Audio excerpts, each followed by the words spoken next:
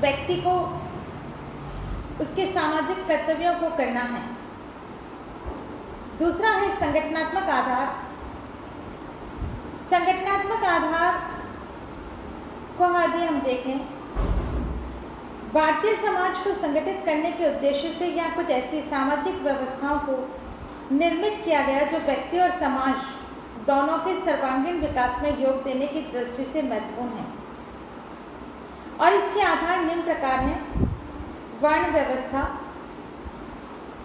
वर्ण व्यवस्था भारतीय समाज संगठन की आधारशिला के रूप में है और यहाँ आर्थिक आधार के बजाय व्यक्ति के गुण तथा स्वभाव के आधार पर समाज को 4 वर्णों में विभाजित किया गया है।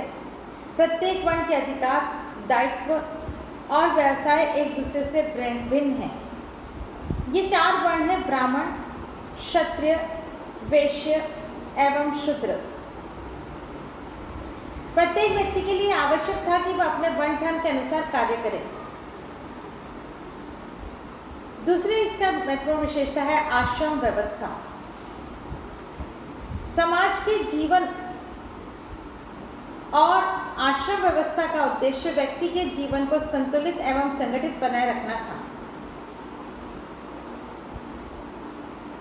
आश्रम व्यवस्था के माध्यम से व्यक्ति के जीवन में भोग त्याग दोनों के महत्व को स्वीकार किया गया है और इसके अंतर्गत व्यक्ति की आयु को 100 वर्ष मानकर उसे 25-25 वर्ष 4 आश्रमों में विभाजित किया गया है: ब्रह्मचर्य, गृहस्थ, वानप्रस्थ और संन्यास।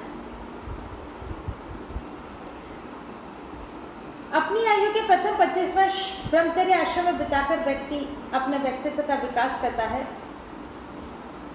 फिर वह विवाह संस्कार के द्वारा गृहस्थ आश्रम में प्रवेश करता है। वह धर्म की मर्यादा के अनुरूप अर्थ और काम का उपभोग करता है। 50 वर्ष की आयु प्राप्त कर लेने पर वह वानप्रस्थ आश्रम में प्रवेश करता है और वह परिवार की सीमा से बाहर निकलकर संपूर्ण समाज के कल्याण हेतु कार्य करता है। 75 वर्ष की आयु प्राप्त करने पर वह संसार से विरक्त होकर संन्यास आश्रम में प्रवेश कर अंतिम पुरुषार्थ मोक्ष प्राप्ति का प्रयत्न करता है। नेक्स्ट है जाति व्यवस्था। भारतीय समाज हजारों ऐसी जाति और उपजातीय समूह में बटा है जिसकी सदस्यता का आधार व्यक्ति के गुण और स्वभाव नहीं होकर केवल जन्म है। जन्म के आधार पर ही हमारी जाति निश्चित हो जाती है और हम इससे आजीवन परिवर्तित नहीं कर सकते हैं। वर्ण परिवर्तन तो फिर भी संभव था, परंतु जाति की सदस्यता छोड़कर किसी अन्य जाति में पहुंचना संभव नहीं है। जाति व्यवस्था के अंतर्गत प्रत्येक जाति में कुछ नियम सुनिश्चित हैं और उन नियमों का पालन जाति के सदस्यों को करना पड़ता है। ये व्यवस्था बंद प्रणाली है और वर्तमान में जाति व्यवस्था के स्वरूप एवं कार्यों में विभिन्न कारणों से अनेक परिवर्तन आए हैं। इसके बावजूद भी भारतीय के जीवन को जाति व्यवस्था आज भी अनेक रूपों में प्रभावित कर रही है। नेक्स्ट है संयुक्त परिवार। मैक्स मुलर ने संयुक्त परिवार को भारत की आदि परंपरा माना है जो सदियों से भारतीयों को सामाजिक विरासत के रूप में प्राप्त होती रही है। संयुक्त परिवार भारतीय संस्कृति के आदर्श तत्वों और समूह कल्याण के सुंदर आदर्श को प्रस्तुत करता है। संयुक्त परिवार उन लोगों का एक समूह है जो साधारणतः एक ही मकान में साथ साथ रहते हैं, एक छत के नीचे निवास करते हैं, एक ही रसोई में बना भोजन करते हैं, सभी परिवार की आय का सम्मिलित रूप से उपभोग करते हैं, सभी संपत्ति के संयुक्त स्वामी होते हैं तथा सभी सामान्य पूजा या धार्मिक कार्यों में भाग लेते हैं। इसमें साधारणतः 3-4 पीढ़ियों के रक्त संबंधी होते हैं, यद्यपि कुछ ऐसे सदस्य भी होते हैं जो रक्त संबंधी नहीं होते। संयुक्त परिवार का एक कर्ता होता है जिसकी आज्ञा का पालन अन्य सभी सदस्य करते हैं और संयुक्त परिवार में जातिगत नियमों के पालन एवं परंपरागत आदर्शों के अनुरूप कार्य करने का विशेषतः प्रयत्न करते हैं।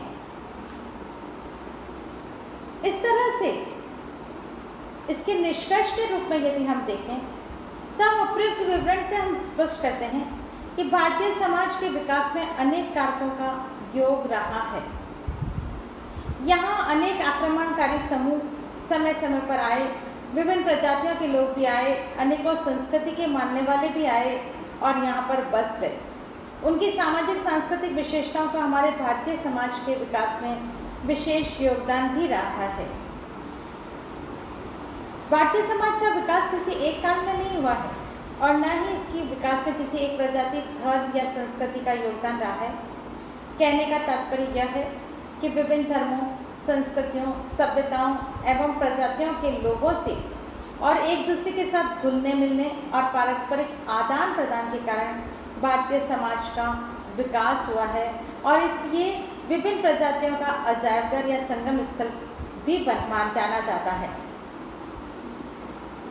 यहाँ समय समय पर अनेक प्रजाति समूह जैसे सिंथेसिस, ग्रीक, शक, हूण, कुषाण, यवन आदि आक्रमणकारियों के रूप में आए और धीरे धीरे भारतीय समाज का ही अभिन्न अंग बन गए। भारत की सभ्यता और संस्कृति अति प्राचीन है। यहाँ ऋषि मुनियों, विचारकों और धर्म गुरुओं ने अपने चिंतन के परिणाम स्वरूप समाज की सर्वांगीण प्रगति में अपना अपूर्व योगदान दिया है। प्राचीन काल में शास्त्रीय परंपरा को व्यक्त करने वाले अनेक ग्रंथों की भी रचना हुई। ऐसे ग्रंथों में वेद, पुराण, उपनिषद, रामायण, महाभारत, गीता आदि प्रमुख हैं।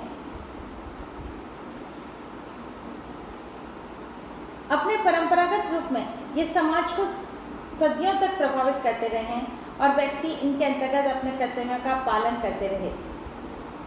शास्त्रीय दृष्टिकोण में न तो व्यक्ति को और न ही समाज को पूर्णतः प्रमुखता दी गई है। व्यक्ति समाज पर निर्भर है और समाज अपने विकास और प्रगति के लिए व्यक्ति पर निर्भर है। दोनों को पग पग पर एक दूसरे की आवश्यकता पड़ती है। साथ ही शास्त्रीय दृष्टिकोण के अंतर्गत इस बात का भी विशेष ध्यान रखा गया है कि समाज में सब प्रकार के कार्यों की समुचित व्यवस्था हो और प्रत्येक कार्य का संपादन ठीक प्रकार से हो। इस हेतु समाज को 4 वर्णों में विभाजित किया गया और यह वर्ण व्यवस्था व्यक्ति के कार्यों पर आधारित थी, न कि जन्म पर। शास्त्रीय दृष्टिकोण के अंतर्गत व्यक्ति को भी प्रमुखता दी गई। व्यक्ति समाज व्यवस्था में एक महत्वपूर्ण घटक है जो जीवन में विभिन्न परिस्थितियों के माध्यम से अपनी भूमिका निभाता है। वह समाज के विकास और प्रगति में उसी समय योग दे सकता है जब स्वयं के व्यक्तित्व का सही प्रकार से विकास हुआ हो। अतः यहाँ आश्रम व्यवस्था के आधार पर उसे 25-25 वर्ष के 4 भागों में बांटा गया है। भारतीय चिंतक इस बात से भलीभांति परिचित थे कि जब तक समाज को ठोस आधार प्रदान नहीं किया जाता तब तक समाज व्यवस्था के स्थायित्व की आशा नहीं की जा सकती। इस हेतु यहाँ कर्म के सिद्धांत को प्रतिपादित किया गया। कर्म का सिद्धांत मनुष्य को सतत अपने कर्तव्य का पालन करने की प्रेरणा देता रहा है। यह सिद्धांत मनुष्य को बताता है कि उसने अपने पिछले जीवन में जो कुछ अच्छे और बुरे कार्य किए हैं, यह जीवन उसी का परिणाम है। गीता में स्पष्ट बताया गया है कि मनुष्य का अधिकार कर्म पर है, फल पर नहीं। शास्त्रीय दृष्टिकोण के अंतर्गत धर्म को सर्वत्र प्रधानता दी गई है। धर्म को व्यक्ति और समाज के जीवन का पथ प्रदर्शक माना गया है। धर्म ही व्यक्ति, समूह और समाज का समय समय पर मार्गदर्शन करता है। शास्त्रीय दृष्टिकोण में धर्म के अंतर्गत कर्तव्य बोध पर विशेष जोर दिया गया है। जीवन के सभी प्रमुख कार्यों का प्रारंभ धार्मिक पूजा अर्चना से ही शुरू होता है। आध्यात्मिक शक्ति साकार अथवा निराकार किसी भी रूप में हो सकती है। प्रत्येक को अपने अपने तरीके से पूजा अर्चना करने की स्वतंत्रता रही है। मंदिरों में अलग अलग प्रतिमाओं की पूजा अर्चना की जाती है। भारतीय समाज से संबंध विभिन्न संस्थाओं में जहां एक और निरंतरता के तत्व पाए जाते हैं, वहीं परिवर्तन के महत्व को भी स्वीकार किया गया है। समाज कोई जड़ वस्तु नहीं है, वहाँ विभिन्न कालों में उसमें निरंतरता देखने को मिलती है। समाज के जीवन के प्रत्येक क्षेत्र में हमें गतिशीलता और परिवर्तन देखने को मिलता है।